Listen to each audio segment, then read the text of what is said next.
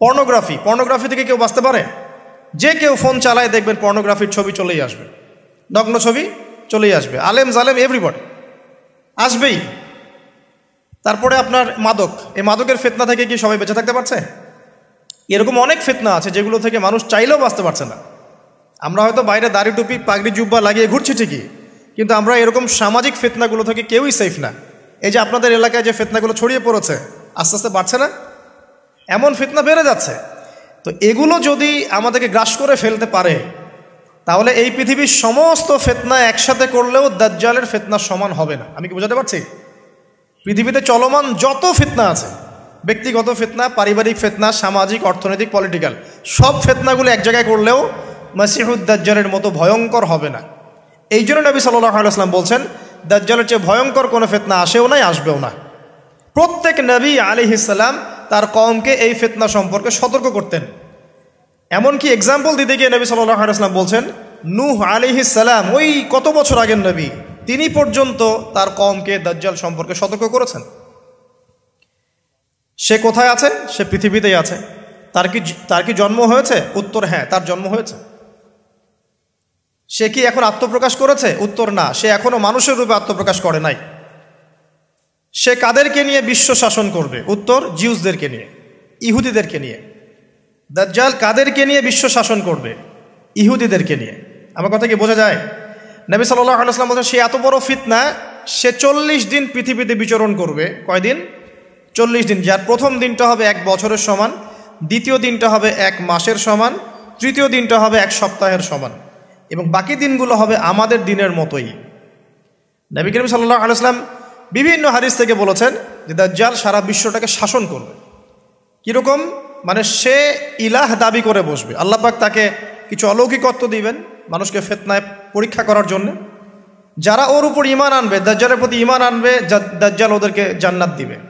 তার এক হাতে থাকবে জান্নাত, এক হাতে জাহান্নাম। মানে অরিজিনাল জান্নাত জাহান্নাম নয়, কারণ জান্নাত জাহান্নামকে হাতে নিয়ে ঘোরা যায়?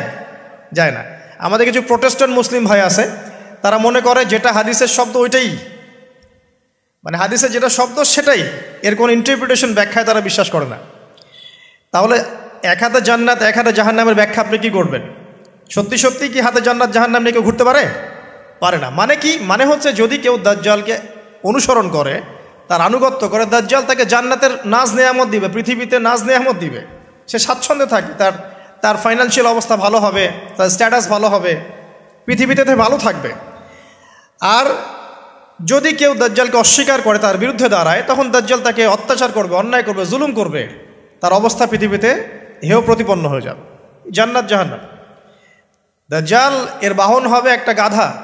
নবী সাল্লাল্লাহু আলাইহি ওয়াসাল্লাম বলছেন, সেই গাধার লম্বা প্রশস্ত কান থাকবে, যেই কানের নিচে কত হাজার মানুষ আশ্রয় নিতে পারবে।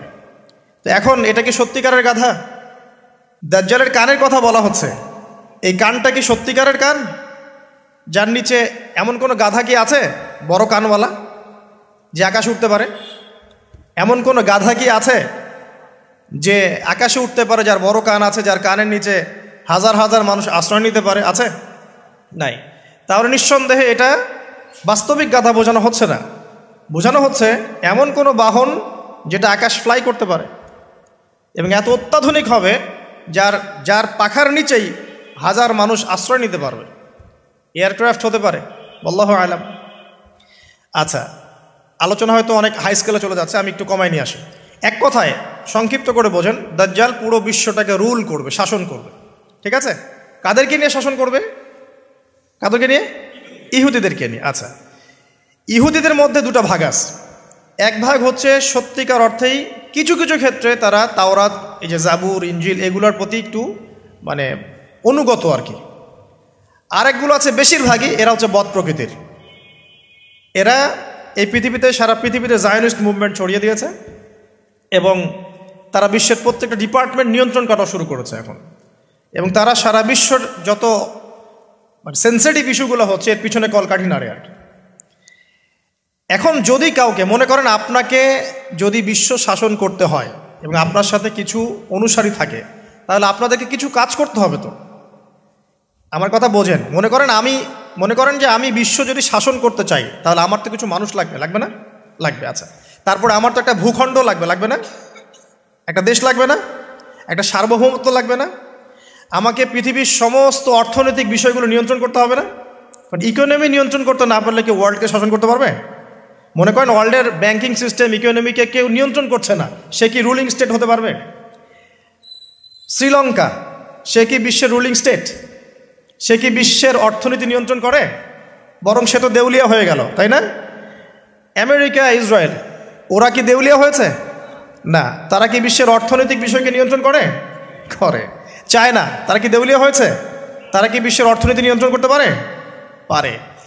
তো এক কথায় বোঝেন, আপনাকে যদি রুল করতে হয় সারা ওয়ার্ল্ডকে, প্রথমত আপনার একটা ল্যান্ড লাগবে, একটা কিছু মানুষ লাগবে আপনার, এবং সেই মানুষগুলো রামসাম যদুমধু হলে হবে না, সেই মানুষগুলো হতে হবে সবচেয়ে বুদ্ধিদীপ্ত মানুষ, ট্যালেন্টেড মানুষ, যারা পৃথিবীর সব কিছু নিয়ন্ত্রণ করার যোগ্যতা রাখে। সায়েন্টিস্ট লাগবে আপনার, আপনার ইকোনমিস্ট লাগবে, আপনার কলামিস্ট লাগবে, মিডিয়ার পার্সন লাগবে, পলিটিশিয়ান লাগবে, সূক্ষ্ম বুদ্ধিসম্পন্ন মানুষ লাগবে।